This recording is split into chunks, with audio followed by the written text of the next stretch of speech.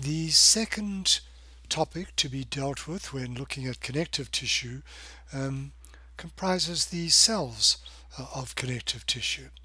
And as we've said a number of times, the resident cells of connective tissue listed here all derive from mesenchyme, whereas those cells which are transient or passing through connective tissue, although some of them may stay for some time, derive from bone marrow. Mesenchyme, as we've mentioned, consists of plump cells with sparse fibers, very little collagen, lots of ground substance, comprised mainly of hyaluronic acid, and is also very vascular. Mesenchyme is abundant during development, during embryonic development, but is only found in special niches in adult tissue. Pericytes, shown here, are examples of a cell type found in adults which retains mesenchymal potential. They're found associated with small blood vessels. They're difficult to find, and so I'm not going to ask you to identify a pericyte, but in cases of injury they can revert to a mesenchymal potential and reconstitute blood vessels in that area of injury. You have looked at fibroblasts in a number of the tissues that you've studied, and fibroblasts are certainly one of the hardest working cell types in the body.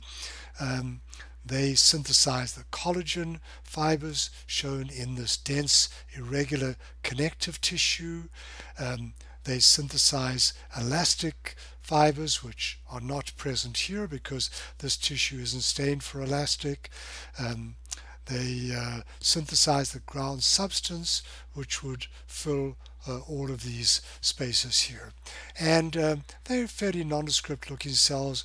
They cut in cross section, they have a round profile. If they cut in longitudinal section, they have this ellipsoid profile.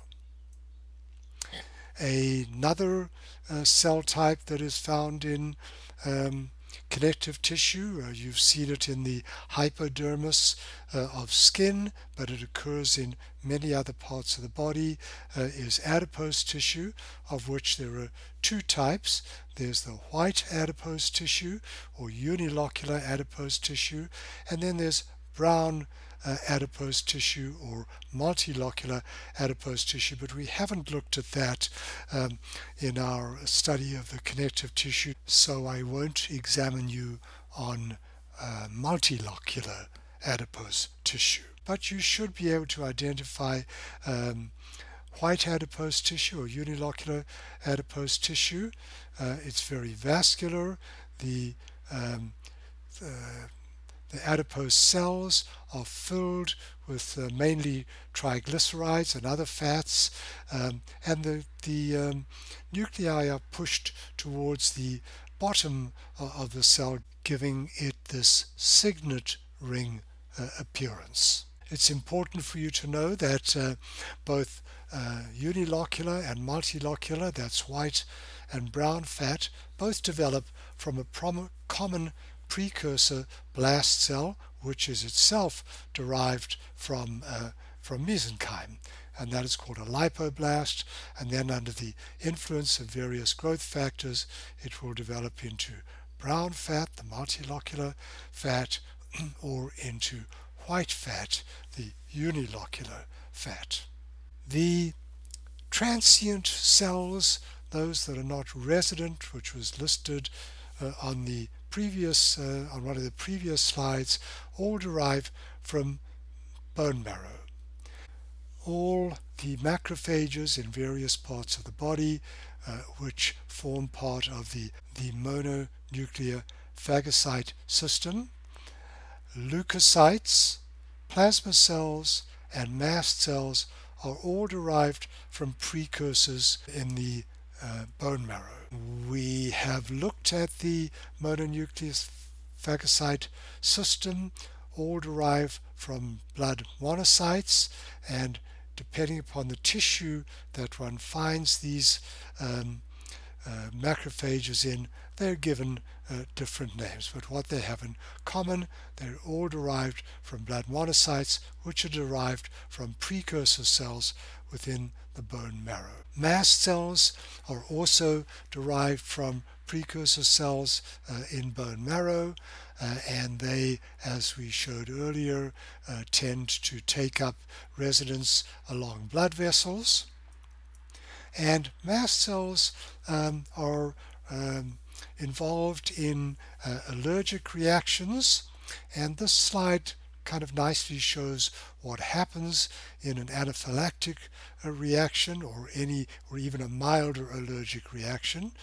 B cells, when exposed to antigens, secrete a specific type of immunoglobulin, IgE, and this IgE binds to the surface of mast cells, or as it says here, basophils.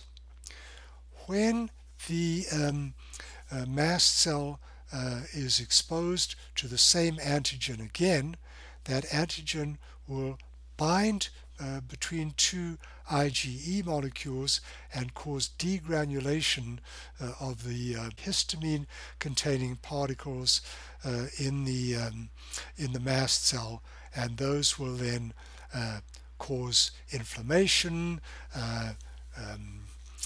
permeability, and distension of blood capillaries, and as I said in my lecture, in a severe reaction can even cause death.